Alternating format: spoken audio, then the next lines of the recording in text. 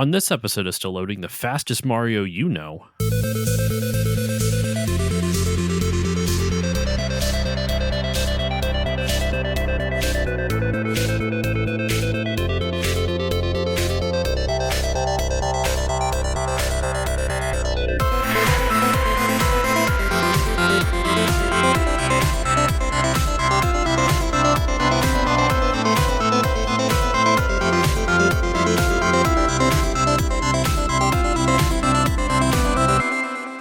Hello, everyone, and welcome to this new episode of the Still Loading podcast. I'm your host, Josh Koval, and today on the show, we are continuing our journey through the speedrunning adventures of Mario here on Mario Month. This is the second episode of Mario Month, and last week we talked about Super Mario Odyssey speedrun, and this one we're going to go back to the original Super Mario Brothers. We're going to go from the newest to the oldest. Well, almost the oldest. Do you count Donkey Kong or Mario Bros? I don't know, but we're going to go with Super Mario Bros, the actual first the most famous early platformer of the Mario games.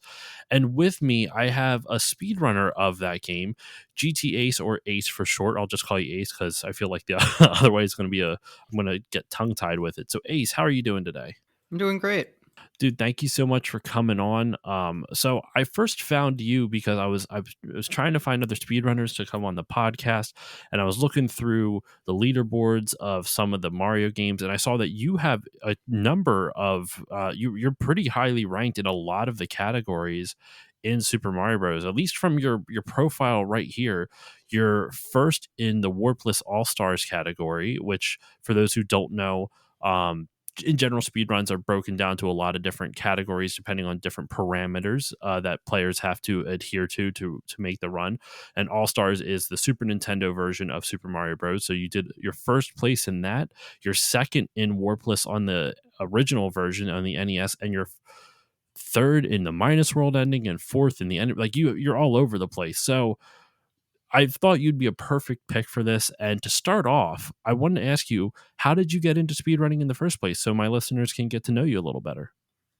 So it was August of 2017. Okay. I was just watching YouTube randomly at night. And for some reason, I was searching like Mega Man 2. I think I was trying to listen to the soundtrack or something. I just watched a video Good on choice. its music. Yeah, it's really good. It's a And good soundtrack. this video came up called Mega Man 2 World Record Progression by this guy named Summoning Salt. Oh, I know the channel. Yeah, so I never knew about like world records or anything or beating games fast, but something enticed me to click that video. I watched it. It was awesome. And then the next recommended thing was world record progression of Super Mario Brothers. And I was like, wait, the first game I ever played, the first game I ever beat, like my childhood, that sounds awesome. And then I watched it. It was amazing.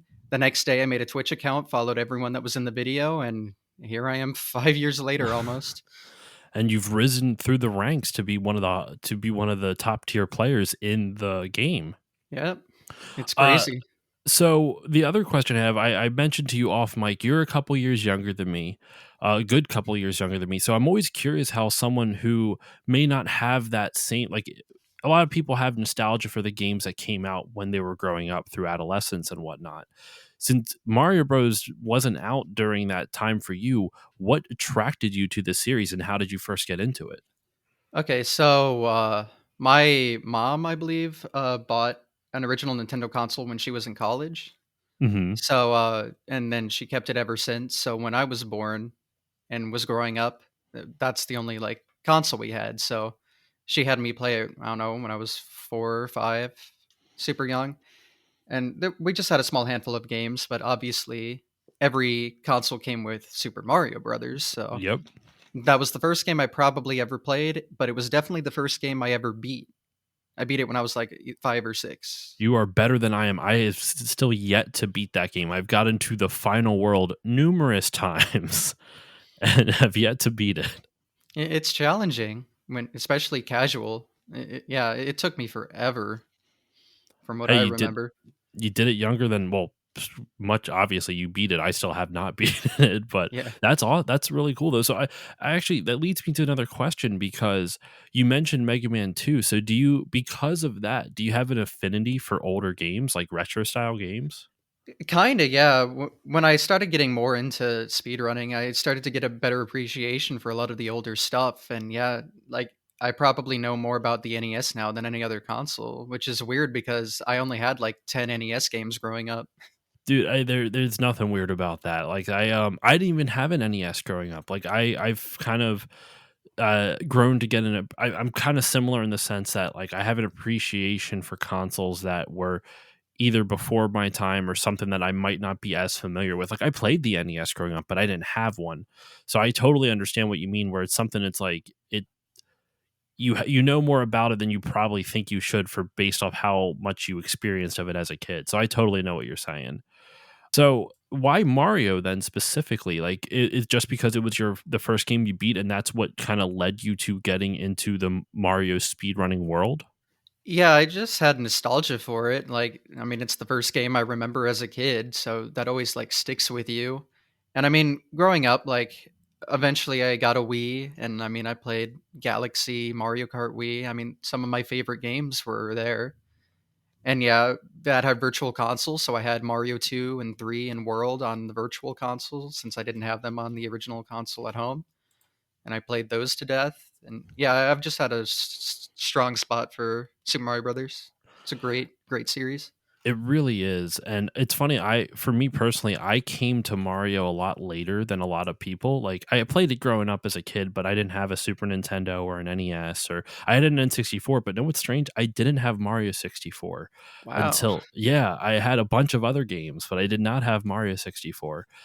And it took me a while. Like the first Mario game I ever beat was actually Super Mario World, and that wasn't until like 2014 or 2015. Like I beat it as an adult, not even as a kid, which is just it's a weird path that I've gone on. But now I like all Mario games. So you run a ton of them. You run a lot more than just Mario games as well. I see you have a couple. You have a run in Mike Tyson's Punch Out. You have a run in Marble Madness as well. Ooh, a Math Blaster. There's a whole bunch of ones here. Duck Hunt, Sonic the Hedgehog too. But you have a ton in Mario Bros. So, what are some of your favorite Mario games to run, and additionally, what are some of your favorite categories, regardless of game?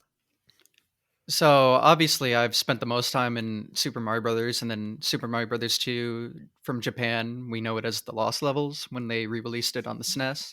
Hmm. Um, so yeah, that's just I guess the most fun I have, but it's also the one I'm just the best at. It's the one I spent the most time on, and the community I've been the biggest part of. So that's been my main reason for pursuing it as long as I have and as hard as I have. But I mean, it's nice to play a game and like be able to just play it perfectly almost. Like you don't get that with every speed run. You can usually there's some wiggle room. There you have to be like frame perfect 30 times in 5 minutes or whatever. And it's just cool to like master a game almost, especially one as iconic as the original. And it makes sense why Mario would be the one that does that for you. Since you like that feeling, it makes sense why and not even if you take out your nostalgia from it, which is clearly there. But like you with Mario, since it is such a popular game series, it's been optimized to hell and back. So you have usually when a game first starts getting for those who I know you know this Ace, but like for people who are listening, usually games that are like don't have a lot of speedrunners or people who run those games, there's a lot of wiggle room for improvement because there hasn't been this large community effort to break the game as to hell and back and optimize it and route it as efficiently as possible because there's only maybe two or three people running it. With Super Mario Bros, there's literally thousands of people who have run this game. In fact, according to speedrun.com, there's over 1600 players who have submitted runs just to this website for the original Super Mario Bros, and there's been over 7,000 runs submitted. So the fact that you're tied for fourth in any percent with Scalpel, and you are, like I said, you're first in a cup in sorry, second in Warpless, and there's so many other categories, and you're first in the minus world ending, I believe. No, what was it? What did I? Warpless All Stars. That's what it is. Um, it's.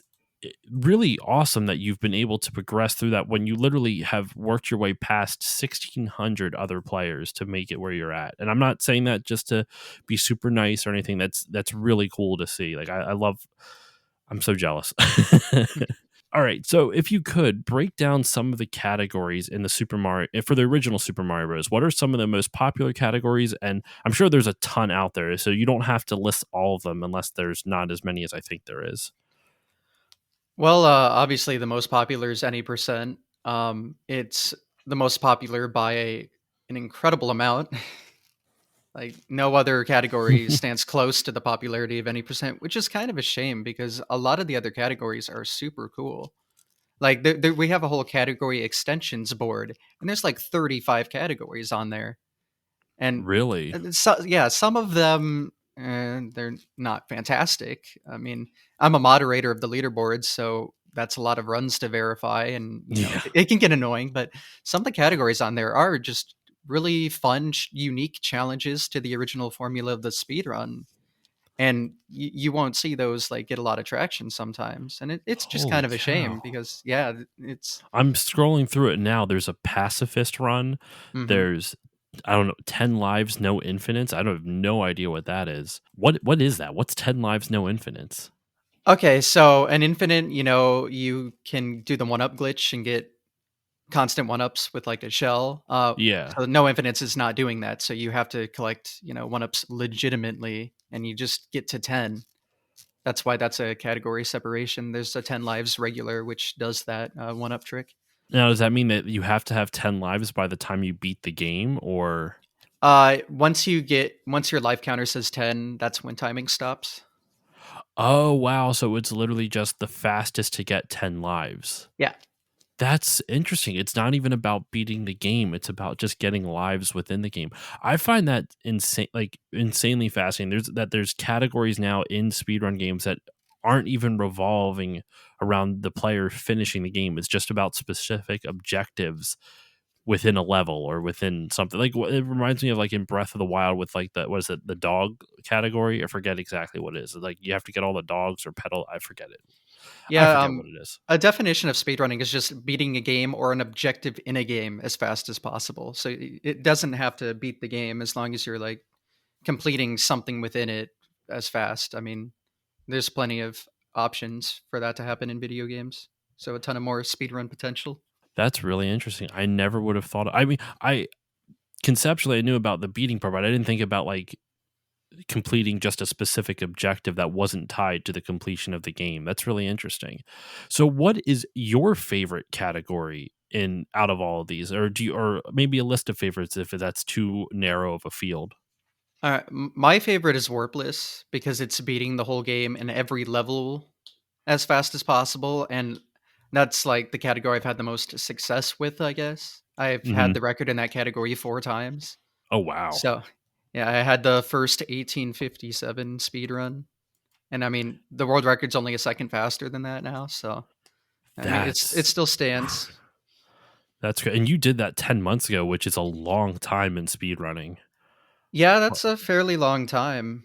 But yeah, my first record in there was from 2019. It was a 1902 back then. So And it's so been pushed like 6 seconds in 3 years.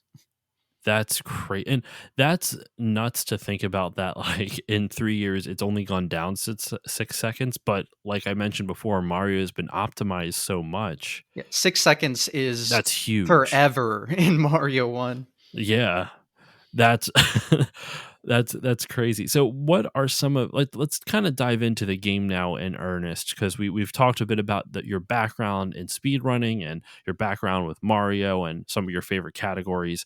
Let's kind of break this down. So what are some like what in terms of routing, I feel like there can't be that many for from the original Mario because it's a linear platformer. But what are some of the routing options in any percent and warpless?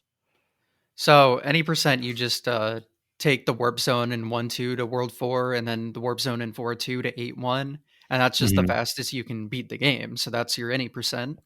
And then warpless is how you don't take those warp zones. So you play every single level in the game. all in a Okay, row. so there's absolutely no skipping no matter what. Oh, yes, that's the No. only way you could skip. It's not like you can Yeah. are there any, like, glitches that you're able to skip levels without the warp zones, or is there nothing that's been No, discovered like that?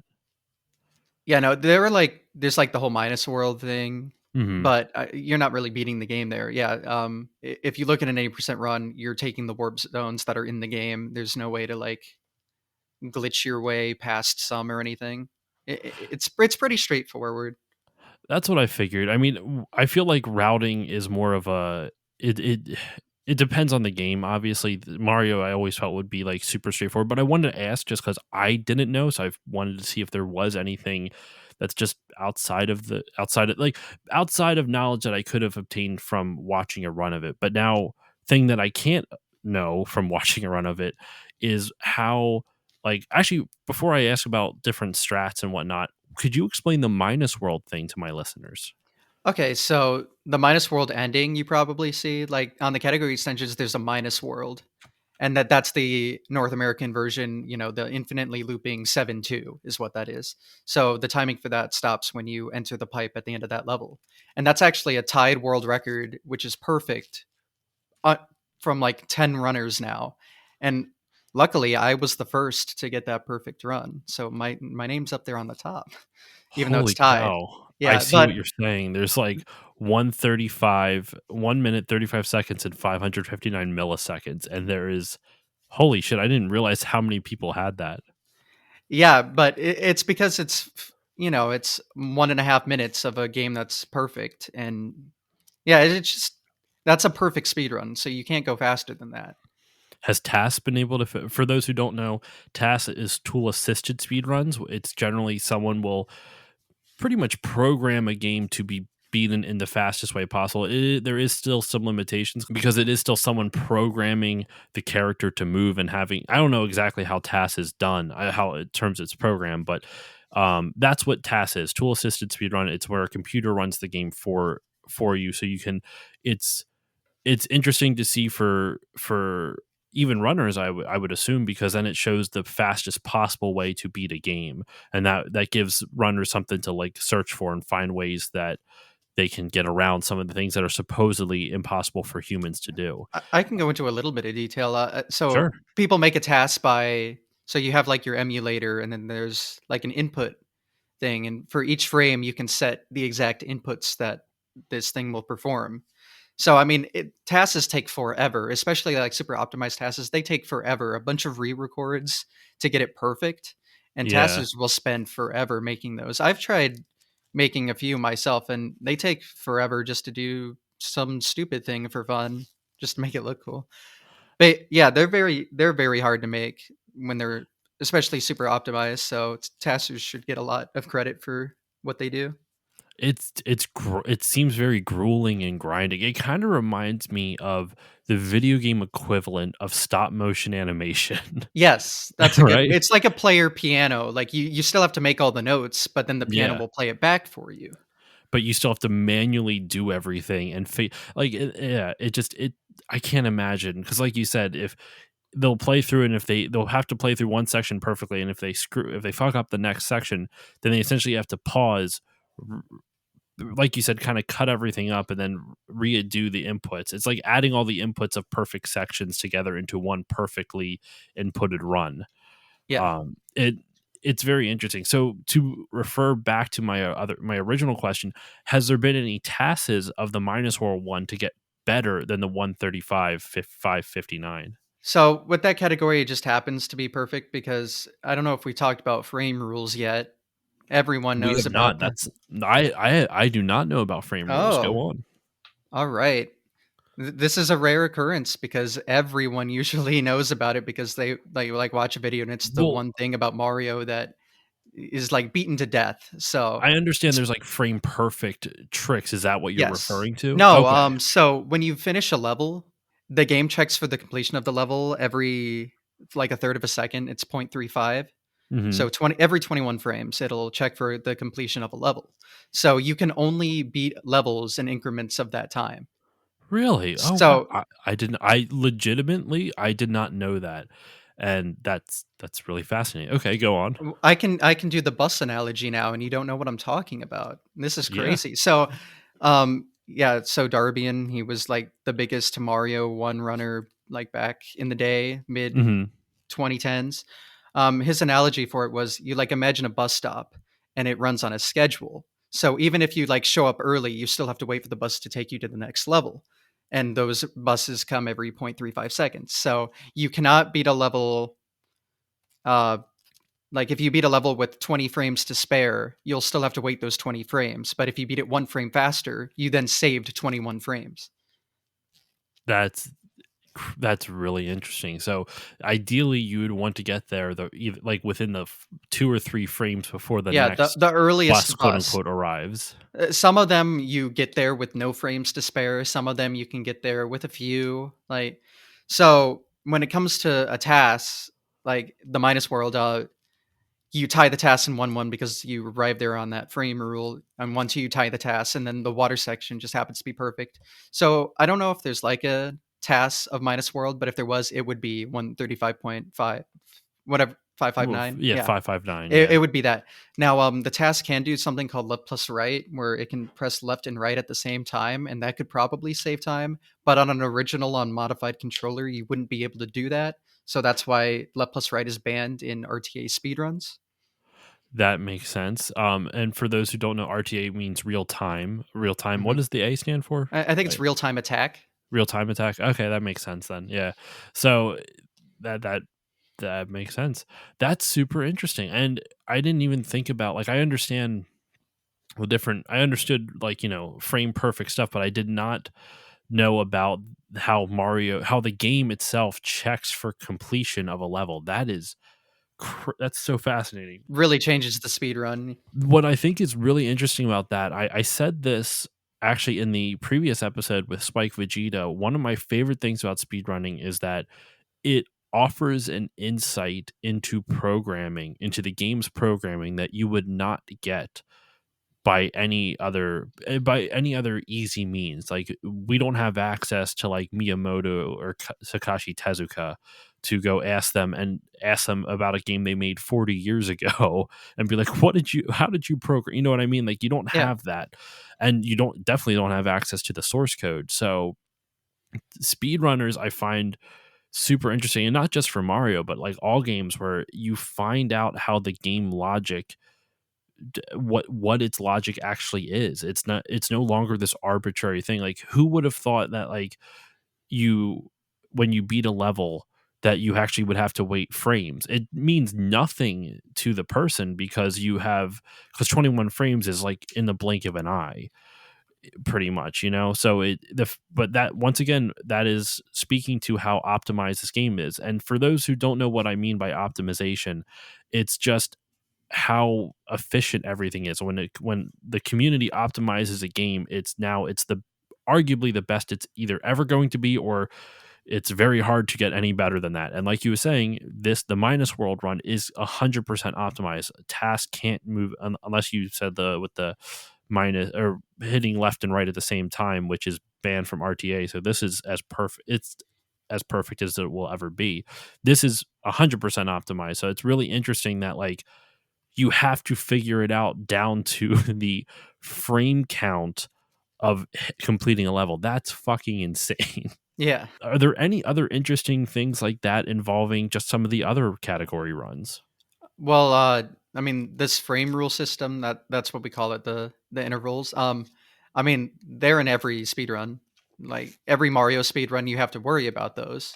So you when you're routing a speed run from one of the games, you have to take that into account. So what you'll do, so like in any percent, you need to perform something called the bullet bill glitch in 8-2. Hmm. And to do that, you have to have a bullet shoot at the end at the perfect time so you can land at it and perform this glitch fast enough to get this frame rule.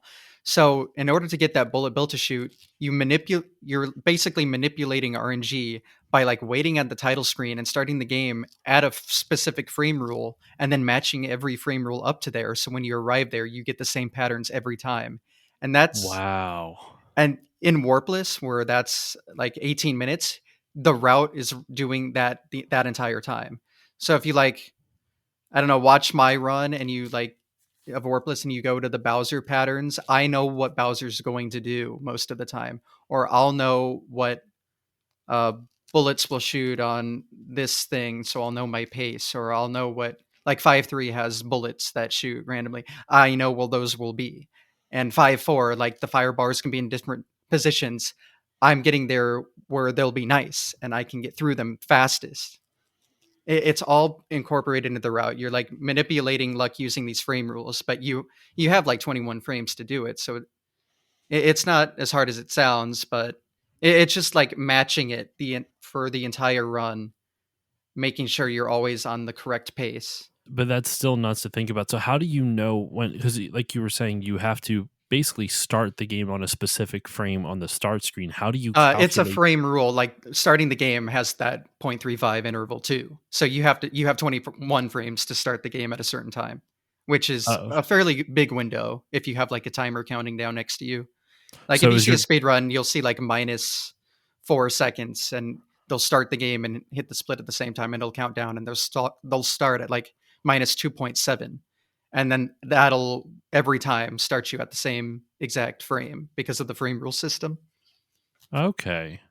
That's that's fascinating. I so you use the timer to determine when you're hitting the right frame for the frame roll to start the game, Yeah. correct? So that's interesting. I didn't know that you used your splits to determine when you actually need to start the game to apply that frame roll. Hmm.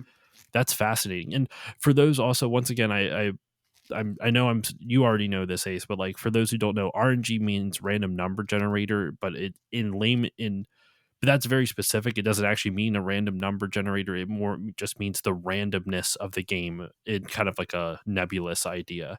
So, what is some RNG that's involved with Super Mario Bros? Is there any, or because of that frame rule, does it negate all of it? Uh, uh, yeah, the latter. So how the game works is the what the enemies do is different every single frame. So you can arrive at Bowser and like 8-4 Bowser, and he'll throw this hammer pattern on this frame every single time, and on the next frame it'll be different. But this is kind of not the same thing because in 8-4, there are no frame rules at the end, so you are arriving to Bowser at a different frame every time, and the patterns are always going to be different. So you kind of like route it in a way where it's always a good pattern that you can get through. And then Hmm. another crazy thing about that is runners now, they like jump through Bowser, they see their hammer pattern and can tell you the time of their speed run right then, just from that hammer pattern. That's what? Yeah. That's fucking insane. Sorry, that just blows my mind that you don't even have to look at your timer. You can see it from the hammer pattern. Holy, Yeah. oh my Well, god, that's so cool. yeah, so you can get the exact to the frame of your run just by seeing that now. And like if you're looking at your timer, since that's manually done, it's going to be off. So you want to frame count it anyway to get the proper time. But yeah, that's one way to do it. Like if you look at world records now, you can watch it and they'll say like the exact decimal at the end, like, oh, that was this, and it's correct because they saw the hammer pattern and they recognized that. But That is anyway, this applies to every pattern. So like let's say 5-3, the bullet, it's 1-3, but bullets you're shooting. If you arrive there on the same frame rule every time, the bullets will do the same thing. But if you like hesitate for one frame, the pattern will be different because it changes every frame. But because of the frame rule and because every level you can pretty much just hold right and run the whole time, um, since you'll be arriving on the same frame rule every time, you'll be arriving at the same frame every time. So the luck will always be the same, and that's how you kind of quote unquote RNG minute. It's a little different, but well, I'm that's interesting. So it's almost like there's not really as much RNG in Mario as people think there is if you're doing a consistent speed run because it's the way I'm understanding it, and correct me if I'm wrong with this, is that it say if someone like starts a level at the same frame using the frame the board that I'm already frame blanking rule. on, the frame rule, yes. Say they start on the same consistent frame, just assuming that's a constant, right? And they run right and they do the level optimally. Because of that, because the game itself is programmed to a point where it's going to be the same patterns every time, because they're starting on the same frame every single time, and they're making the exact same movements and ending on the same frame every single time. So the patterns will always be the same across that level regardless. They would not change. Yeah, if you're arriving there on the same pace every time, you started the game at the same point. Like this is all mapped out in speedruns. There's the Yeah, delay at the start. You have your splits that tell you your pace. But yeah, that's all done, so you know exactly what every enemy will do throughout the entire run. that's so interesting. So since it's the game is programmed to a point where that whatever frame that's so that I keep using that same phrase again. Sorry, listeners. I keep saying that's so interesting, but the fact that it's programmed to the point where it's like it's almost like it almost seems like instead of programming or maybe the AI is so well programmed that they do the same things. That's really impressive from a developer standpoint, that they were able to program it so tightly that it stays that consistent. Yeah, But I'll go ahead and shout out a YouTuber real quick. There's someone named Bismuth who mhm. will break down the speed run completely. Everything you need to know about it, including what I've been saying, but in like the more technical game programming details that you can understand better. And he has like 3 videos on any percent now, because he did one back when it was 456, when it was 455, now that's 454, and like explaining everything new that's in the speedrun now. And pretty much anything I said in like greater detail is explained in those videos. So I thought I'd shout that out for like to get a better understanding of what I've been saying. That's fascinating though. Like I had no idea that I'm understanding it, but it's just like it's honestly kind of blowing my mind that that's how the game is programmed. Like, and that's how you speedrunners are able to manipulate it to a point. It kind of reminds me of like what they do with the Pokemon RNGs in Pokemon speedruns, where they have to start the game on a specific frame so that way they can ensure that their starter Pokemon has the right stats they need in order to make the rest of the game work, or Yeah, something like that. although I think in those it's literally there are no like frame rules in this case, so everything there has to be frame perfect. So that's a little harder. Like Mario 1 makes it easy. Like SMB3, there's the section where you have to cross hands in World 8, and Mhm. like the same thing. If you got there in the same frame every time, you could do it. But in that game, there are no frame rules or anything, so you can't do that. So for that game, it is RNG. You can't really do anything about it. You can kind of manipulate it, but it would have to be like a frame perfect thing, or find a window where it's really good. So yeah, this game is just like this weird phenomenon or something where it just happens to work out this way, and it like completely changes the speed run and makes it this optimized crazy run now. My next question, kind of moving on from this, is there any difference in the strats between the All Stars version of Super Mario Brothers and then the original NES slash Famicom? And in fact, actually, uh, with Famicom, is there a difference between the Famicom version and the NES version? I guess that's two different questions. So we'll start with All Okay. Stars and NES. Okay, so yes, there's tons of differences actually. The big thing, if you're like watching the any% All Stars run, um, they fixed minus world. So if you look at NES, you have to load the warp zone. So it'll show like welcome to warp zone 432, and then you go in world 4 pipe, and that's to Mhm. avoid it taking you to the minus world. But in All Stars, you can just go immediately into the world 4 and it'll load world 4. So that's actually a time save. Optimally, All Stars any% would be faster than NES All Star or NES any%. But it is a lot harder there too. Like that game has frame rules too. Like it's pretty much a port, but they like changed some things. In Mhm. that game, sprites won't despawn as frequently because it can process more stuff, which makes things harder. Hitboxes were changed. So like in SMB on NES, you can just jump over plants if the pipe's this certain height. That same height in All Stars will kill you. You can't jump over it. The hitbox was extended on the plant. Um, if you have a mushroom and you like jump into bricks, you'll actually get caught and it'll stop you Oh, because you okay. like move up slightly and you bonk into the next one, which is a very annoying change for speedruns. There's a ton of like little small things that are different, and Yeah, that's why they're their own categories. It's like a completely different run almost, even though it's the exact same game. No, it makes sense why it would be. I mean, it's on a completely different console. Now, like, Nintendo does this thing a lot of times when they re-release games, with the exception of the 3D All Stars version. They do some changes to them usually. But one thing I totally forgot to mention when we were talking about the NES version of Super Mario Bros. Watching those speedruns is panic inducing for people who play it casually, like myself. Not because of like, oh, I hope they make it to the end. Like, we know you guys are obviously super skilled and will most likely make it to the end in an insane amount of time. But when you're jumping over piranha plants or dodging the fireballs, that, the fireball like spinny things, um, the hitboxes on those are a lot smaller than you think it is. Like, I swear you guys actually touch the piranha plants, but since you're not hitting the hitboxes, it doesn't, you don't die. Yeah. And it looks like every single time, like, how did they not die from this? So with the piranha plants, especially, you take a look at its sprite. Its hitbox is like this tiny rectangle at the very bottom stem part. Like any part where the piranha plant's green, you can touch the sprite and it's fine.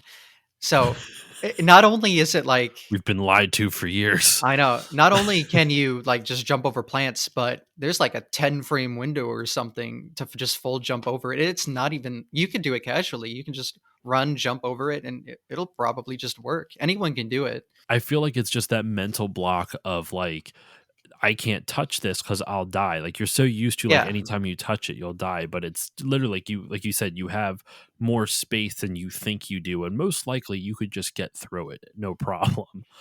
Yeah. Almost in any NES game, like the hitbox does not match the sprite.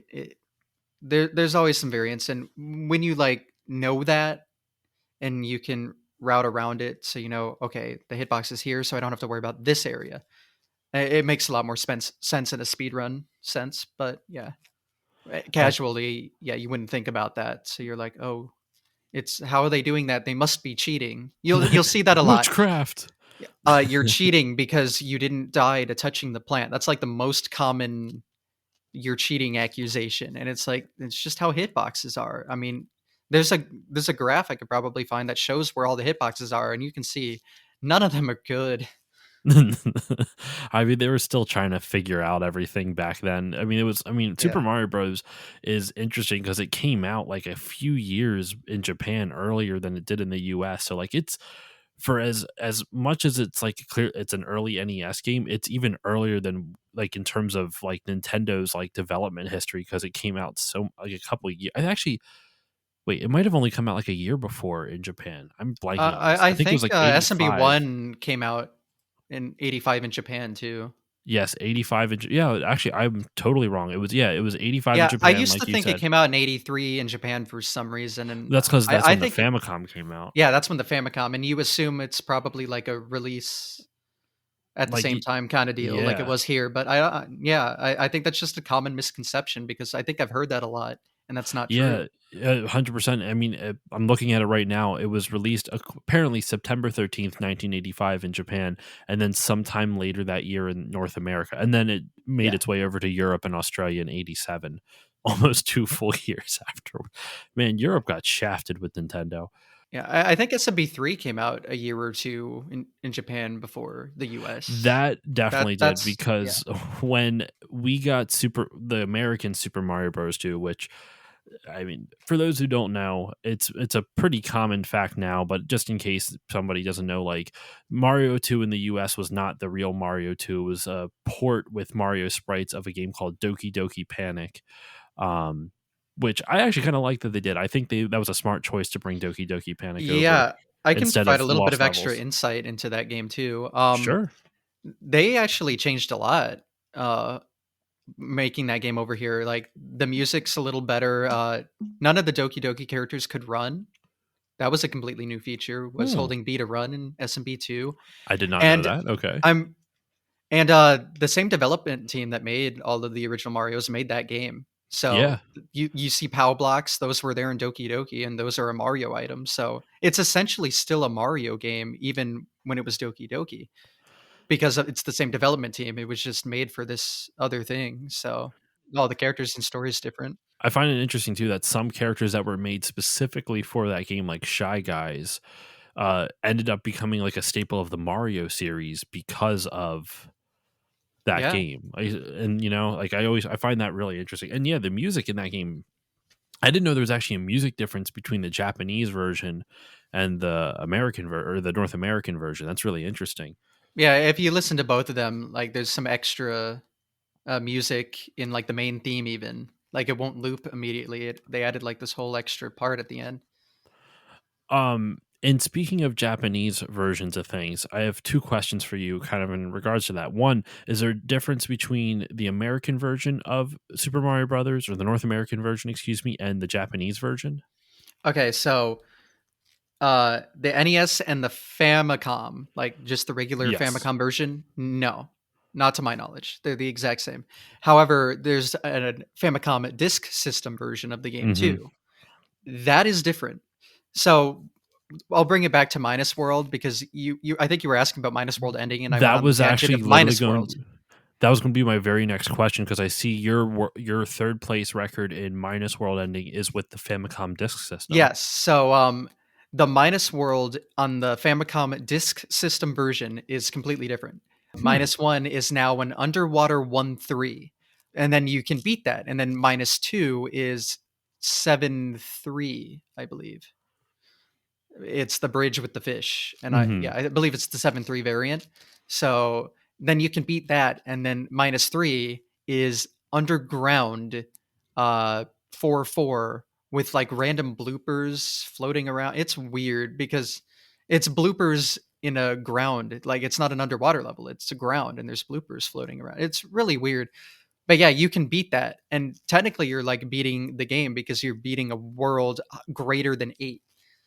So the game, as far as the game's concerned, you're actually beating the game. You like get the level select afterwards and everything, but Interesting. it's not like a true any percent run either. So that's why it's its own category, but that's why it's on the main leaderboards. Now, do you have a Famicom Disk System? You had to use it using the actual play No, it using the so actual. I have always had like an NES console that I've used a device called an EverDrive. Okay, yeah, So yeah, yeah. yeah, if people know what that is, but now I have an AV Famicom, which is just modded to like have a RGB output and use component and all Ooh, that, so it looks crisp. But obviously that's not an FDS either, so I still have an EverDrive to play FDS on that console. But it works the exact same. It's like the exact same ROM, and it yeah. works. It just works. I want an actual Famicom Disk System so bad. I think they're so cool, but they are a little pricey to get your hands on. Yeah, I bet. They're a little hard. I actually saw a couple at like conventions and whatnot, and they were like willing to. I think even just for like the Famicom alone, it was like $80 to $90. I'm like, I don't really need it for just that. Like, I don't know why these are so expensive, but they. Who knows? I would love to get my hands on a disc system, even though apparently disc systems are very finicky and they break easily because they use belts and shit like that. So Mm. I'm not quite sure if I would really want one, because I would want it to use it, but I don't know if it actually would work. So who knows? But okay. So let's talk about some of the different strats that you use besides frame. Is there like any strats on specific levels, or that you use throughout the levels that you use throughout the levels to beat the game as quickly as possible? Uh, I mean, generally, like any percent, you'll see the exact same strats every time because those are just the strats you need to do. It's just like playing the level as you would quickly, but then also doing this like multiple frame perfect trick too to save one frame rule, 0.35. And you do that like every level. But yeah, the strats are generally going to be the same. Now they're different depending on your skill level. So if you're getting like just a sub 5, you don't have to do any of these crazy tricks. You just beat the game like you do the same strats normal level playing. But then when you get to the hard stuff, you just omit doing that. You just grab the flagpole as you normally would and keep going. Like and then you do like fire strats for safety. It all depends on your skill level or what you're going for. But for like the really optimized stuff, you're gonna like every run of leaderboard, you're gonna see pretty much the exact same thing. Like a bunch of people will enter 8.4 on the same frame rule, and then it comes down to frames of how fast you did 8.4, because 8.4 doesn't have that frame rule. That's based on an actual like frame count, how many frames it took you to beat 8.4 after the entire run before. Okay, so 8.4 is almost like the deciding factor for most of the runs, it seems like then, right? Uh, yeah, like you're getting to 8.4 on the pace you want, and then you like play 8.4 as best you can, and yeah, that can be the difference. Like my 80% one was third place; it's now fourth place because someone got a faster 8.4, but arrived there on the same frame rule or frame that me and Scalpel did on our That's tied run. So crazy. now Nebula is third place now because what was that, like 4 frames of faster 8.4. And yeah, so the first and second place, I forget, maybe 5 frames faster. No, 3 frames. I don't know. I'm That's trying to ins remember, but yeah, like they arrived at the same time, but the Yeah. 8.4 was different speeds because there's no frame rule there. So the frames matter, and that's why there's variance. But like you'll look down and you'll see like a bunch of 455s. All of those arrived there on the same frame and had different 8.4s, and that's why there's so much variance there. I mean, the top 15 players are all up to the top 16 players are all 455 or lower. Yeah, Like it's that's crazy now that's because insane. that's like I don't know, 25 frame perfect stuff throughout the run. Yeah, it's you can't put really a number on it, but yeah, like a few years ago, that was all of those would have been like a world record. Like that's how quickly it gets optimized and moves. Mhm. Yeah, the community is just blown up. What are some frame perfect tricks that players will do throughout their run? Doesn't have to be any specific order or on any specific level, but what are some frame perfect tricks that they perform? Okay, so again, I'll shout out the Bismuth video because they go into detail about how all of the tricks are performed and how they work. So I'm going to pay like a very simplified explanation, but so there's a flagpole glitch. You can do it on any flagpole. You like clip into the base of the flagpole and you grab it lower than you normally could, which causes the flag to not come down. And that usually saves a frame rule, Mhm. which is 0.35. So you'll see that in every level with a flagpole in the world record. And to do that, you need to. So there's pixels and then there's subpixels, which are like much smaller than a pixel. And you have to manipulate those in a way where these tricks work. And to do that, you have to do a lot of frame perfect stuff. So the basic ones like 1 1 and 4 1, you'll see a slight hesitation on a staircase. And that's landing on a pixel, letting go of B. So you start walking and then like repressing it on that frame you land. So you start building up speed. You run for 2 frames and then jump frame perfectly. And then when you're clipping the flagpole, you hold left for 3 frames and then left and A to jump frame perfectly. And that's how it works. And so Wow. you do that at least twice, and then there's like a slightly harder version in 8.3 where you have to add in a frame perfect jump to set it up earlier for that to even work. In 8.1, you had to do something called a fast excel, which saves a couple frames. And to do that, that's like left on one frame, nothing on another, right the next, right A. Like it's a bunch of frame perfect stuff, and it's hard to explain it in detail without sounding crazy. But yeah, No, you'll see stuff like that everywhere. that I that hurt my head trying to think about like all the different things that you guys have to keep track of just to make those frame perfect moves. Is now, am I remembering this one correctly? Isn't there a trick? This one's probably a little bit more visually like noticeable for the layman like myself. Like, isn't one of the tricks is like there's a pipe in one of the last levels where you normally have to hit a hidden block, jump on the hidden block, and then jump into the pipe. But if you land on like the perfect subpixel between the pipe and the block underneath it, you can bounce up and over. Yeah, so at any wall in the game, you can do something called a wall jump. If you position Mario where like, so every wall is like a block, and if Hmm. you land perfectly in between where two of them are, and you have like a certain subpixel or whatever, Mario will land for 1 frame, and on that frame you can jump, and that's a wall jump. And So in 8.4, yeah, you take advantage of one to get up there without using the coin block. Now there are easier setups. Like there's a setup where if you walk off that pipe in the first room and push B in midair, so you have a ton of frames to push B, you'll actually, if you hit the pixel, you'll have 2 frames to jump. So that's Hmm. 2 frame wall jump setup, and that makes that a lot easier. And like some 458s or sub fives, you'll see that method be used because it's a lot easier and more consistent. What runners do is they do a frame perfect jump. They run off the pipe and do a frame perfect jump when they hit the ground, and then you'll see a turn back. And usually you need like certain subpixels to line up, so you're kind of chancing it in a way. But if you like do the inputs correctly, it'll work every time.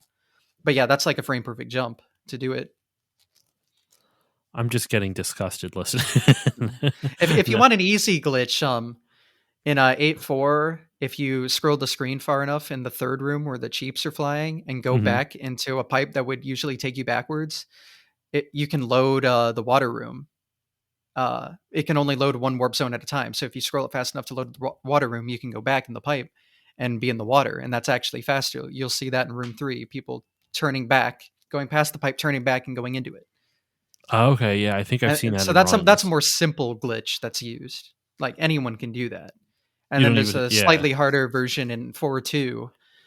You move Mario uh, closer to the right side of the screen by performing backwards jumps, Mhm. and then if you do enough, you can keep the like the vine warp zone thing loaded and go in this pipe, and it'll completely skip the vine animation, and you'll be in the warp zone. That's actually saves like 4 seconds in any Oh, percent over a glitchless run. So wow. that's like the glitch that saves the most time in any percent actually. Skipping the vine animation. Yeah, any sub 5 will do this trick because you can't get um like it's pretty easy to do if you do it the normal way. Like there are harder ways to do it that are faster, but if you just take your time and like do as many backwards jumps as you can get it every time, and usually it'll always be faster than climbing the vine because a regular 4-2 doing the glitch versus like trying to optimally do the vine is still a 4 second time save. Yeah. So that's the glitch you'll see like in almost any run, especially one that's under 5 minutes, because that saves the most time and is the easiest to do. And then everything else is just like your pure optimization bullshit that's super hard that only top level runners will do. Oh, well, it's obviously stuff that you have to do for your any percent runs. Yeah, it's real fun. My attempt counters what 21,000 now, real fun. Is it something do you still get enjoyment when when you're that close to optimizing Um a level or a category like that, or is it yeah, something where you kind of treat it almost as work for a little bit of time? it dies off like at least for me. My This is different for everyone, but Yeah, for me, this is I obviously specific for you. yeah, I had more fun when I didn't have to do everything perfectly. Mhm. But obviously I still enjoy it or I wouldn't do it, but now it's more like I know what I'm capable of. I can play this perfectly. So you get the enjoyment of knowing you can do that and like be done. Like you can get the perfect run to you and then just be done because you have done basically perfection for you. And knowing that like keeps you going because I'm one frame rule away from what the world record does, and a handful of frames in 8.4.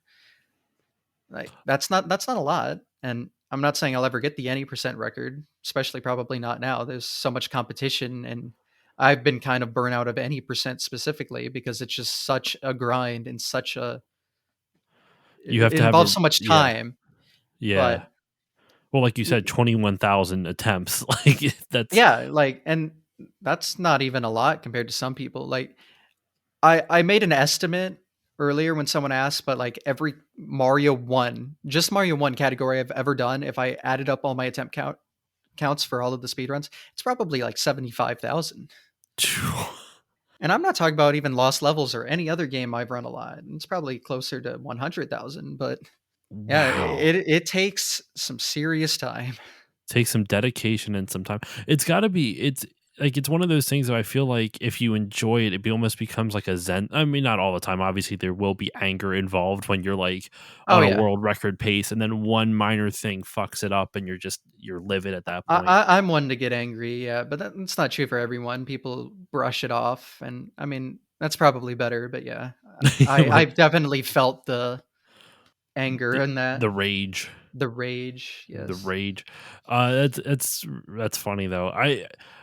I feel like with this game, it's just it at this point it's so optimized. You're just going to spend so much time.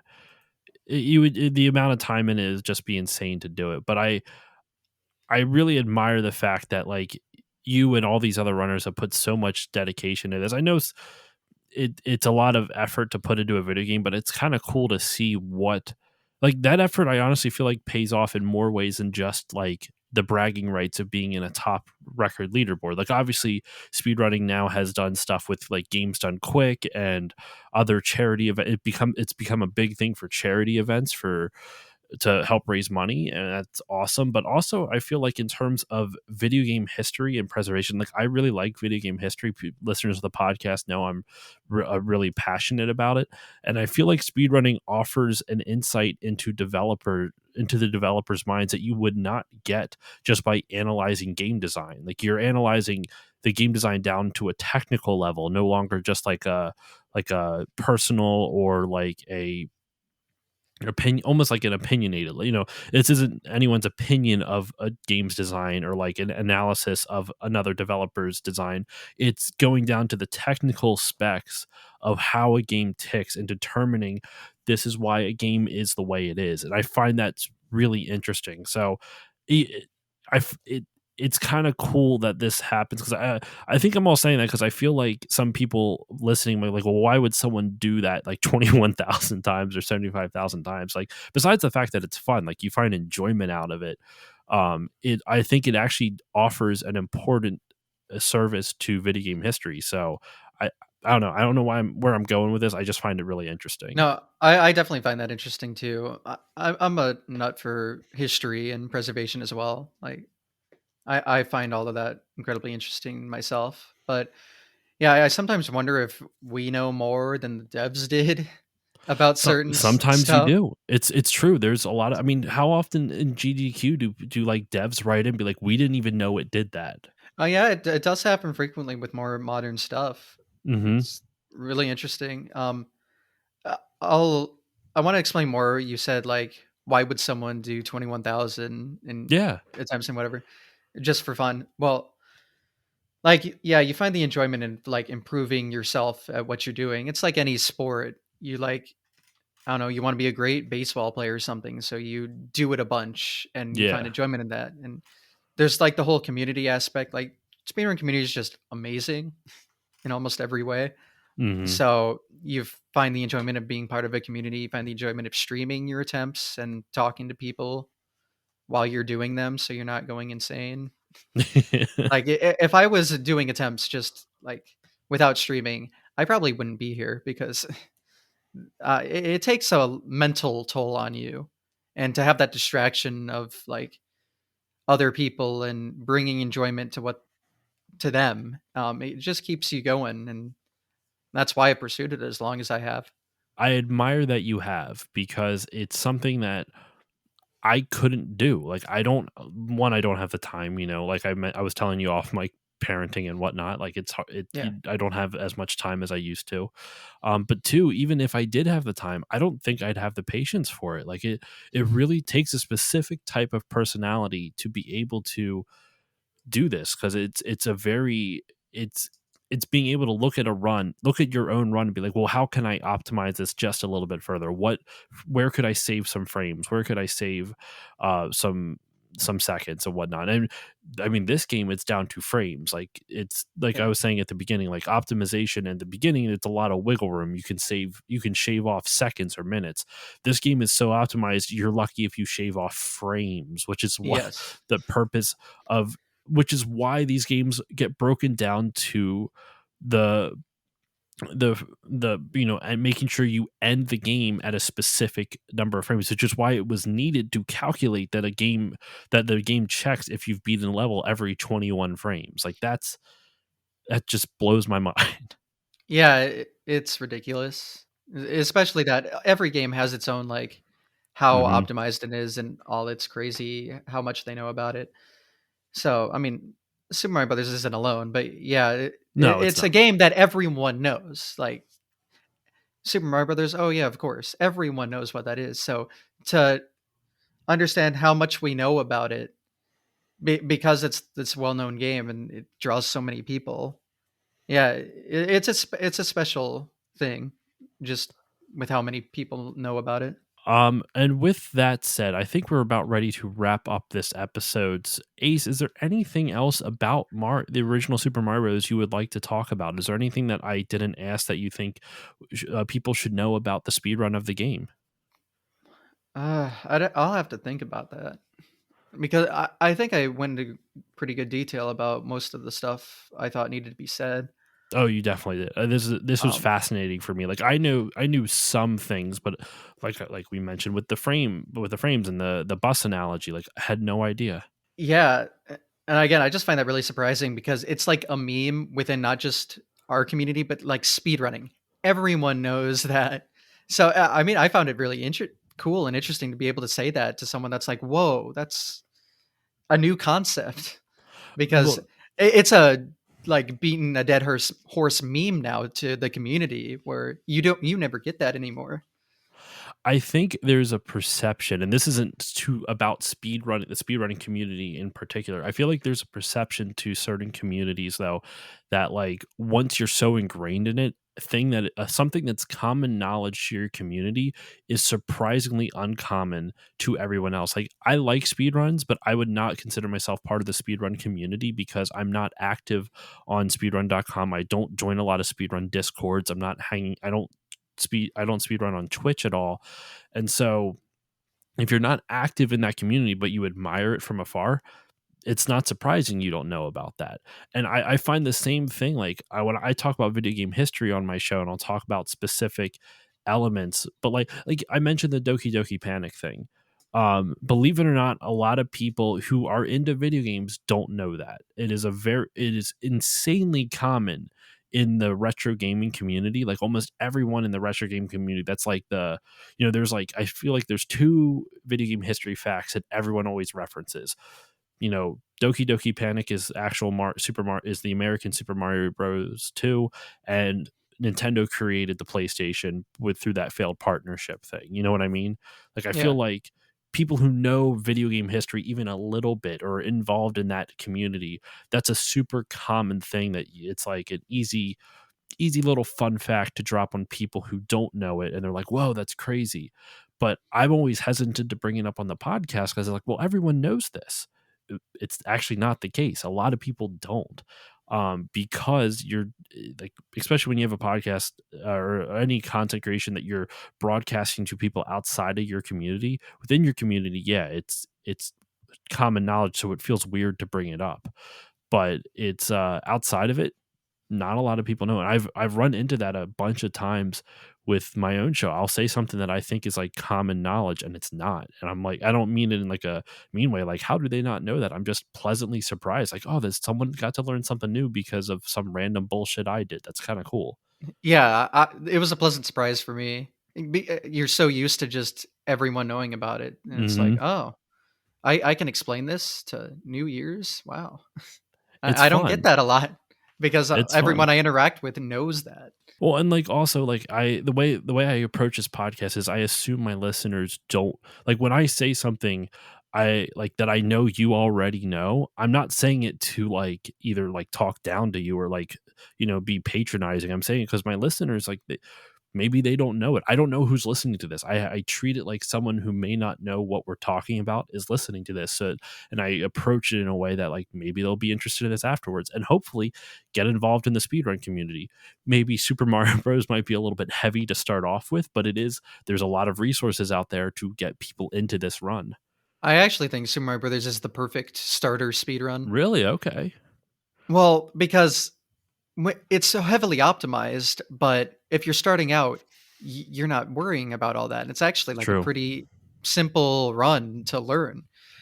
Like even just for sub 5. Now, sub 5 is going to take you a while to get, but I mean, that's only like what, 5 seconds slower than the record, and that's not that hard to get in comparison because that's just how the game is. Like a 458 without doing like any of the incredible frame perfect stuff I've been talking about, Hmm. you can do. And it's not, it'll take you some time, but in the grand scheme of things, it's not that hard. And that's a Yeah. 458. And like I have a 455, and that's 3 seconds and a ridiculous difference. All of that is like adding frame perfect stuff and optimizing it to death. But yeah, when you're starting out and you're not worried about any of that, it's a perfect starter speed run. Like it's short. Everyone, you can play it almost anywhere. Anyone can Yeah. appreciate it. Anyone can learn about it. There's so many resources.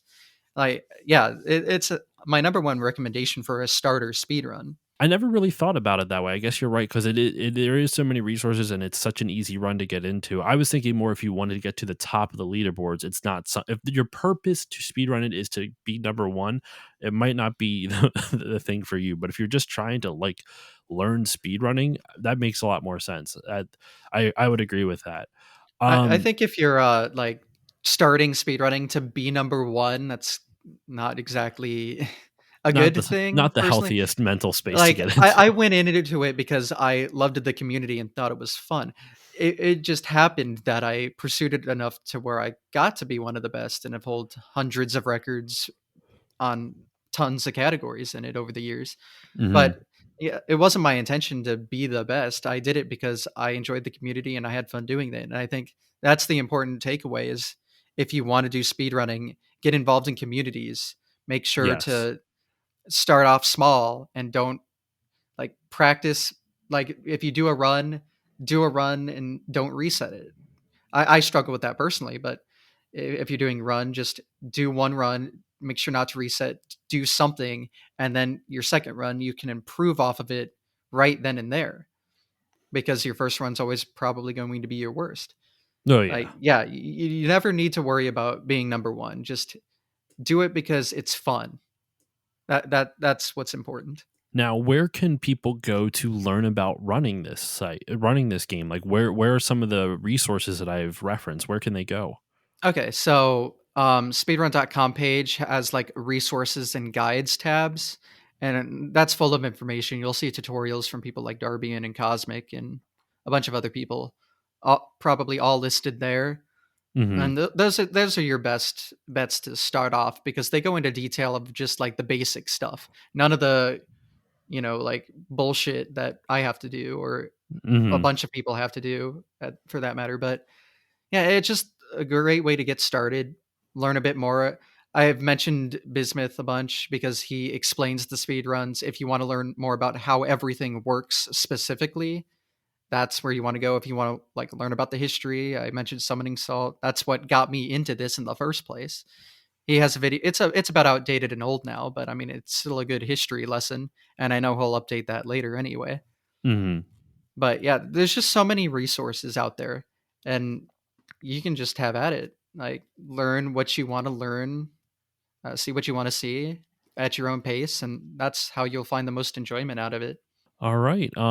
So to wrap this whole episode up, where can everybody find you online, Ace? What any social media you want to promote? Anything else? Any specific places online that you want people to find you? Yeah, so primarily I stream on Twitch. My username's GTAce99. Um, I have a YouTube where I upload all of my personal bests under the same name. I have a Twitter under everything's the same name. So my three main socials are just Twitch, YouTube, and Twitter, and I post on those pretty frequently. All right. And then as for me, as usual, you can follow me on Facebook, Twitter, and Instagram at StillLoadingPod on all of them. If you want to email me, you can email me stillloadingcontact@gmail.com. If you want to support the show, you can give it a 5-star rating and review on Apple Podcasts or whichever podcasting app you use because that helps more people find the show and it gives me some nice, warm, fuzzy feelings. And if you want to support the show monetarily, you can go to patreon.com/stillloadingpod. For $1 a month, you'll get all the episodes a few days early at a higher bit rate, as well as access to a patron exclusive Discord. For $5 a month, you'll get all of that plus 2 extra mini bonus episodes every month. So go to patreon.com/stillloadingpod and check that out. But the most important shout out I have is the Bit by Bit Foundation. The Bit by Bit Foundation is a nonprofit organization whose mission is to put video games and video game consoles in the hands of kids receiving inpatient care at hospitals. So if you want to support them, go to bitbybitfoundation.org and consider donating. And that will do it for this episode of Still Loading. Ace, thank you so much for joining me. I learned a lot more about Mario than I was expecting to, so thank you so much for coming on. Oh, thank you for having me. This is the first podcast I've been invited on, and I've always wanted to be on one, actually. I thought it'd be super cool to just talk about it. So I'm really appreciative of being able to do this. Dude, thank you for coming on. I love podcasting. I like meeting people, and it's been a pleasure to get to know you through this episode. And with all of that, listeners, thank you all for listening, and I will see you all next time.